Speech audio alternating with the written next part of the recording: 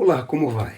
Estamos iniciando mais um estudo sobre o Apocalipse, um estudo sobre as três mensagens angélicas. Esse é o nosso terceiro estudo e o título desse estudo é O Evangelho Eterno. E eu gostaria de iniciar lendo com vocês um texto do livro Atos dos Apóstolos, de Ellen White. Percebam o seguinte: a discussão por insignificantes pontos de doutrinas e o gosto por fábulas de invenção humana ocupavam o tempo que deveria ser gasto na proclamação do Evangelho. As multidões, que poderiam ter sido convencidas e convertidas pela fiel apresentação da verdade, eram deixadas sem advertência.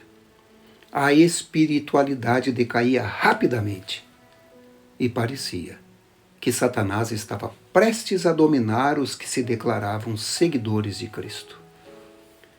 Foi nesse tempo crítico da história da igreja que João foi sentenciado ao exílio. Pela providência de Deus, João tinha sido colocado onde Cristo podia dar a ele uma maravilhosa revelação de si mesmo e da divina verdade para a iluminação das igrejas. Em Patmos, o discípulo recebeu uma mensagem cuja influência devia continuar a fortalecer a igreja até o fim dos tempos. E é por isso que continuamos estudando o livro do Apocalipse, não é verdade? Você está com a sua Bíblia aí? Estamos estudando as três mensagens angélicas contidas em Apocalipse, capítulo 14. O povo de Israel é um povo peculiar.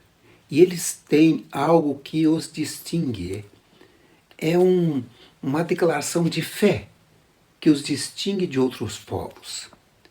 Eles aprendem desde pequeno essas palavras de Deuteronômio capítulo 6, verso 4, que diz: ouve Israel, o Senhor nosso Deus é o único Senhor.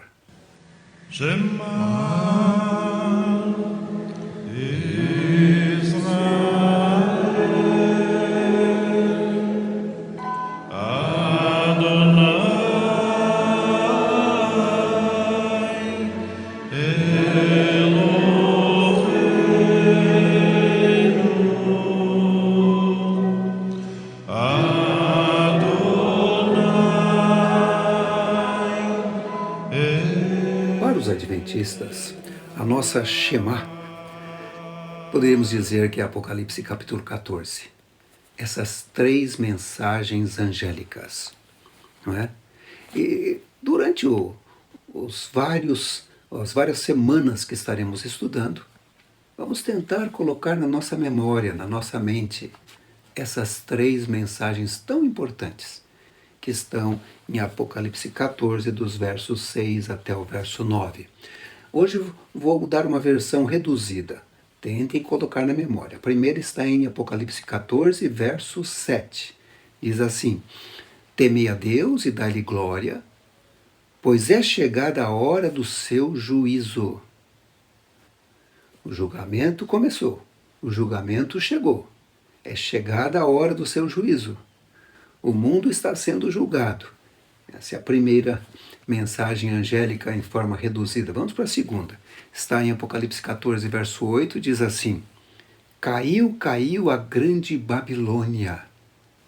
Babilônia nós vamos estudar ainda essa confusão de religiões, e vai chegar um momento que isso vai cair e vai ficar apenas o remanescente de Deus. Nós já vimos as características deles, não é? Apocalipse 14, verso 12, aqueles que guardam os mandamentos de Deus e têm a fé de Jesus. E essa é o que distingue o povo de Deus, o povo remanescente da Babilônia, do restante, da confusão. Mas nós vamos estudar melhor essa segunda mensagem. Depois vem a terceira mensagem, Apocalipse 14, verso 9. Diz assim: se alguém adora a besta e a sua imagem, beberá do vinho da cólera de Deus. Então nós temos que nos afastar da besta e de sua imagem. Nós vamos estudar também sobre isso. O que é essa besta? O que é essa imagem? Besta, a gente sabe que em Apocalipse é um poder. Que poder é esse? Né? E que imagem é este?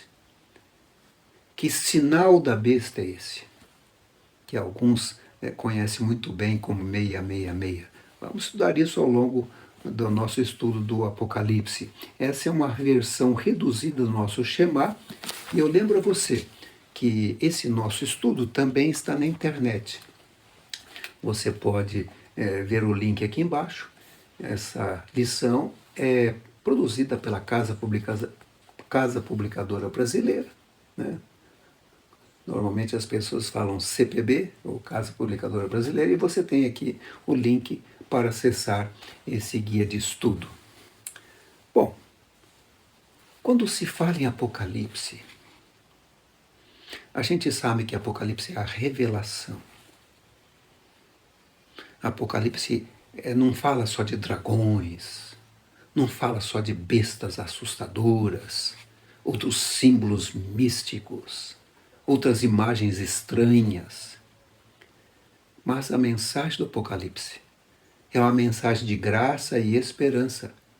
Veja como é que se inicia o livro do Apocalipse. Apocalipse capítulo 1, versos 1 a 3 diz assim: revelação de Jesus Cristo, que Deus lhe deu para mostrar aos seus servos as coisas que em breve devem acontecer, e que ele, enviando por intermédio do seu anjo, notificou ao seu servo João, o qual atestou a palavra de Deus e o testemunho de Jesus Cristo quanto a tudo o que viu. Bem-aventurados aqueles que leem e aqueles que ouvem as palavras da profecia e guardam as coisas nela escritas, pois o tempo está próximo. Perceberam algo impressionante nesses primeiros versos do livro do Apocalipse? É uma revelação de Jesus Cristo. Sim. E aqueles que leem, aqueles que ouvem as palavras do Apocalipse são bem-aventurados, são abençoados, são felizes. O Apocalipse é tudo sobre Jesus, é a revelação de Jesus Cristo. É uma mensagem de graça para o fim dos tempos. E nós estamos vivendo no fim dos tempos, né? De acordo com Apocalipse capítulo 1, versos 5 e verso 6, nos diz aí que Jesus é aquele que nos ama e pelo seu sangue nos libertou dos nossos pecados e nos constituiu reino, sacerdotes para seu Deus e Pai. Isso é uma boa notícia, não é? Ele nos ama e ainda nos constituiu sacerdotes. Ele quer nos levar para vivermos com Ele, para estarmos no santuário de Deus, no tabernáculo de Deus, não é? Quando você lê o livro de Apocalipse, especialmente o verso principal de hoje, capítulo 14, verso 6, diz assim: vi outro anjo voando pelo meio do céu, tendo um evangelho eterno para pregar aos que habitam na terra e a cada nação, tribo, língua e povo. O Apocalipse é um livro simbólico. Então, quando fala de anjo, nós temos aqui um mensageiro. O anjo é aquele que traz a mensagem de Deus para o seu povo. E ele está voando, o que indica que essa mensagem é uma mensagem urgente, uma mensagem que deve ser transmitida e pregada para toda a Terra, para todos os habitantes do nosso planeta. E o que mais? Que mensagem é essa? É um evangelho eterno. Um evangelho eterno. O que é esse evangelho eterno? É a salvação através de Jesus Cristo, pela fé em Cristo Jesus. É a morte expiatória por nós, em nosso lugar. É a promessa da vida eterna, não pelo que podemos fazer, mas por aquilo que Cristo pode fazer por nós, ou pelo que Ele já fez por nós. Nós precisamos entender o Evangelho Eterno para que a gente consiga entender essa questão do juízo, essa questão da queda da Babilônia, essa questão da marca da besta. Então, primeiramente, vamos nos concentrar aqui no Evangelho Eterno, certo? 1 Coríntios capítulo 15, verso 1 a 4 diz assim: irmãos, venho lembrar-vos o Evangelho que vos anunciei, o qual recebeste e no qual ainda perseverais. Por ele também sois salvos, se retiverdes a palavra tal como vou-la preguei, a menos que tenhais crido em vão. Antes de tudo vos entreguei o que também recebi, que Cristo morreu pelos nossos pecados, segundo as Escrituras, e que foi sepultado e ressuscitou ao terceiro dia, segundo as Escrituras. Qual é o evangelho aqui? É esse Jesus que morreu, esse Jesus que foi sepultado, esse Jesus que ressuscitou e hoje está no céu intercedendo por nós. Essa é a mensagem do evangelho que Cristo trouxe para nós através do seu apóstolo Paulo. Não é? Essa mensagem tremenda de salvação em Cristo Jesus. Vamos ler mais um texto. O próximo se encontra em Romanos, capítulo 3, 24 a 26, onde diz assim: sendo justificados gratuitamente por sua graça, mediante a redenção que há em Cristo Jesus, a quem Deus propôs no seu sangue como propiciação mediante a fé, para manifestar a sua justiça, por ter Deus, na sua tolerância, deixado impunes os pecados anteriormente cometidos, tendo em vista a manifestação da sua justiça no tempo presente, para ele mesmo ser justo e o justificador daquele que tem fé em Jesus. Olha que coisa impressionante que temos aqui. Aqui diz, nós somos justificados gratuitamente, através da graça, mediante a redenção propiciada por Jesus Cristo. Essa é a boa notícia do Evangelho que Paulo está transmitindo também aqui em Romanos, capítulo 3. Vamos a um outro texto. Romanos, capítulo 5, 6 a 8 diz assim: porque Cristo, quando nós ainda éramos fracos, morreu a seu tempo pelos ímpios. Dificilmente alguém morreria por um justo, pois poderá ser que pelo bom alguém se anime a morrer. Mas Deus prova o seu próprio amor para conosco pelo fato de ter Cristo morrido por nós, sendo nós ainda pecadores. Veja o que encontramos então aqui no livro de Romanos. Primeiro, somos justificados pela graça. Segundo, a graça é uma declaração da justiça de Deus. Terceiro, a graça justifica os que pela fé aceitam Jesus. E quarto, Deus demonstrou o seu amor por nós, enquanto éramos pecadores. Você já aceitou essa graça? A graça de Cristo. Ela está disponível pela fé em Jesus Cristo, não é? Na parte auxiliar do nosso estudo, nos diz que o Evangelho nos convida a ir a Jesus exatamente como somos, mas não nos deixa na mesma condição. Em resposta ao amor de Jesus, desejaremos viver uma vida consagrada. Sua graça não cobre apenas nosso passado, mas também funciona como um princípio dinâmico em nossa vida, capacitando-nos a obedecer. Uma coisa interessante, nós já estudamos aqui que a nossa Terra, o planeta Terra, ele se tornou campo de batalha entre o dragão, Satanás, e Miguel, Jesus Cristo, o Cordeiro de Deus. E aí, essa batalha, esse grande conflito, atinge a nós também. Nós sofremos com isso. Mas Deus não foi pego de surpresa. Ele já tinha um plano estabelecido caso isso ocorresse. Nós chamamos esse plano de plano da redenção, ou plano de salvação para o ser humano. Neste plano estava contido cada detalhe da redenção, desde o início do pecado lá no Éden, até a restauração do homem na nova terra, descrito no livro de Apocalipse. É um plano completo. O livro de Apocalipse 13:8 nos mostra que esse plano já existia. Olha o que diz aqui, 13:8. E adorá-la-ão todos os que habitam sobre a terra, aqueles cujos nomes não foram escritos no livro da vida do Cordeiro, que foi morto desde a fundação do mundo. Então aqui fala que Jesus Cristo foi morto desde a fundação do mundo. O que ele está se referindo aqui? Lembram-se que quando Adão e Eva pecaram, eles tiveram que sacrificar um cordeiro na porta do jardim do Éden.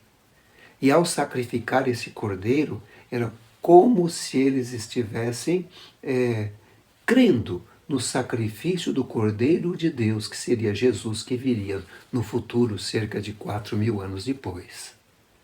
Veja o que aconteceu ali no Éden.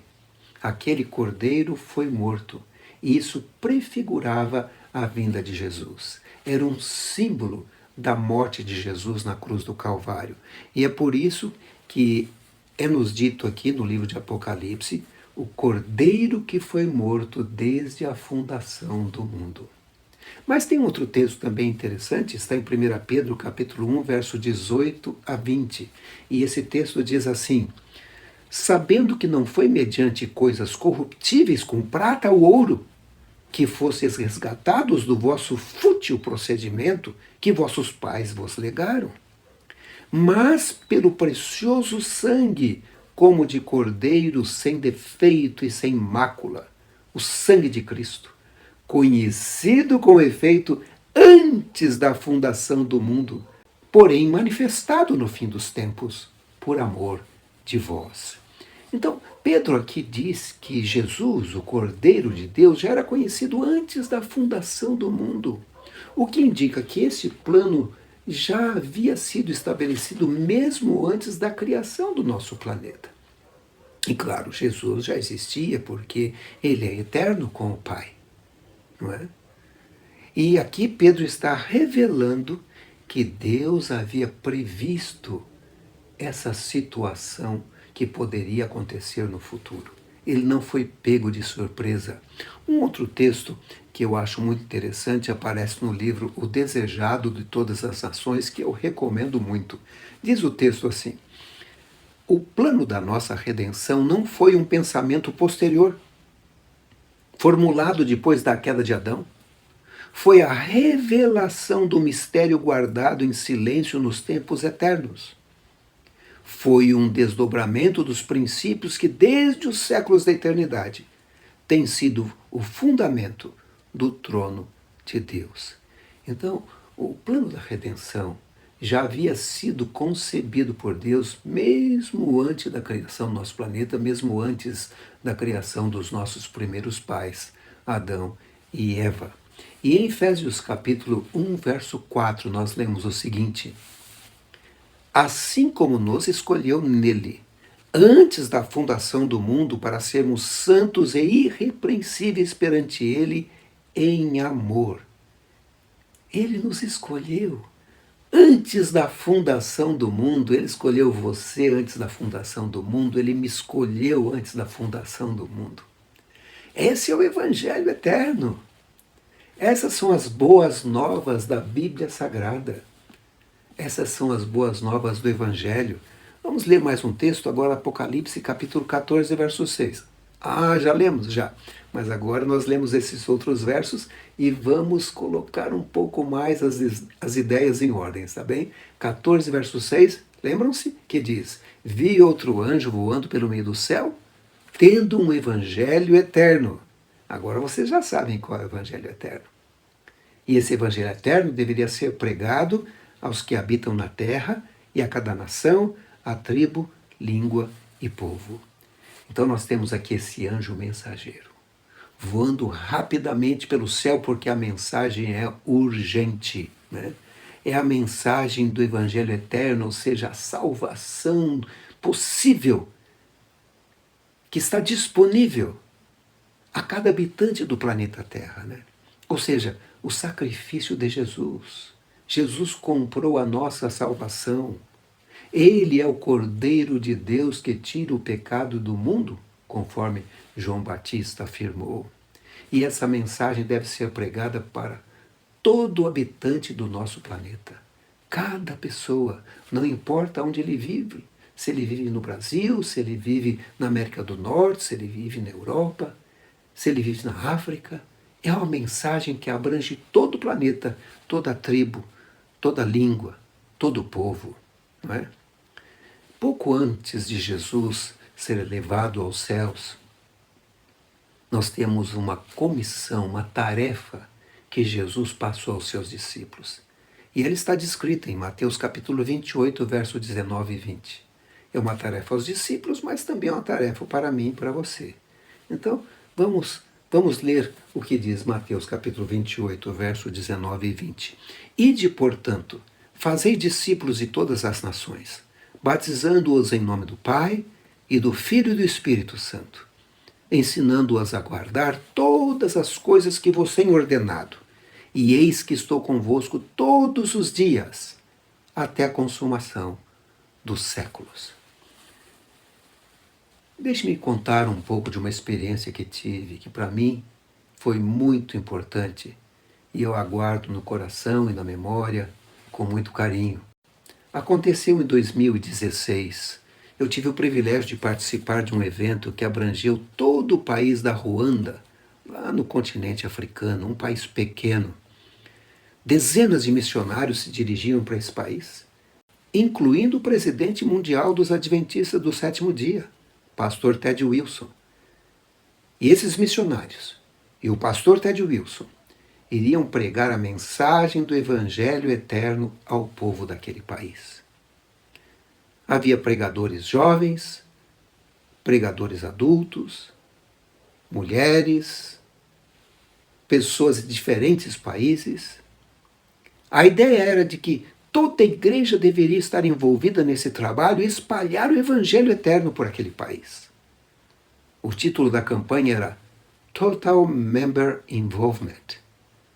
Ou seja, todos os membros deveriam se envolver. Aqui no Brasil, o nome foi dado como Todos Envolvidos na Missão.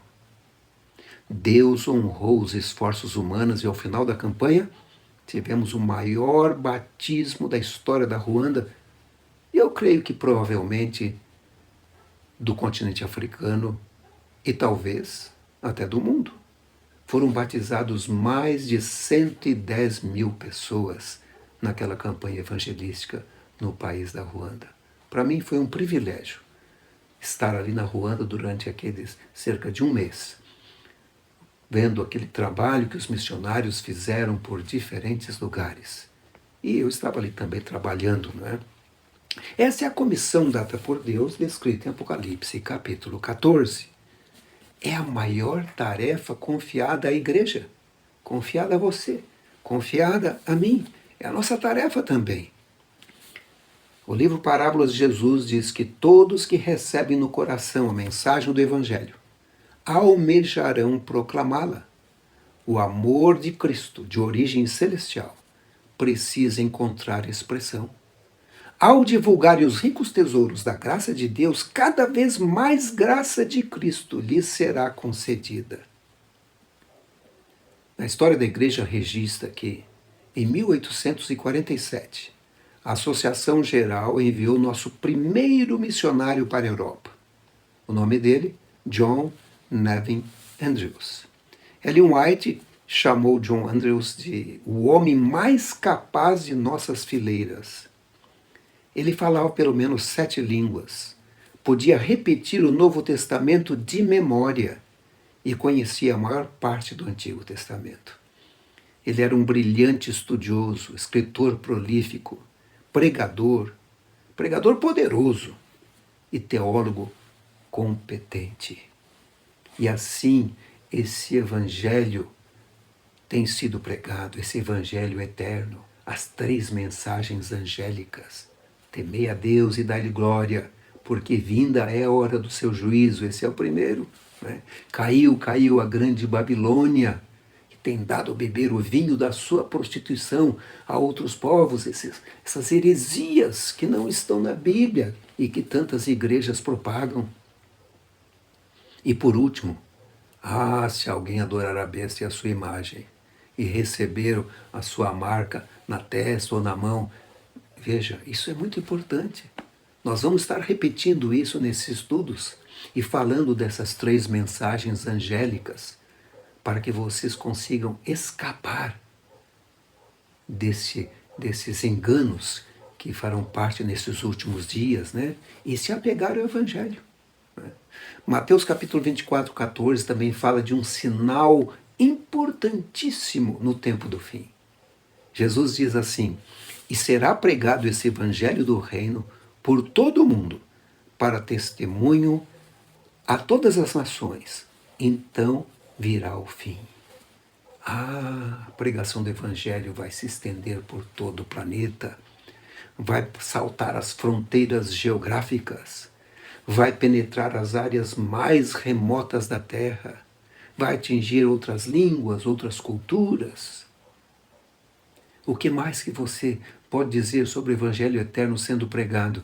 Hoje em dia, não apenas pregadores locais, mas também através do rádio, da televisão, da internet, através das mídias sociais, como você está assistindo agora nesse momento, o Evangelho vai sendo levado e vai impactar o mundo inteiro.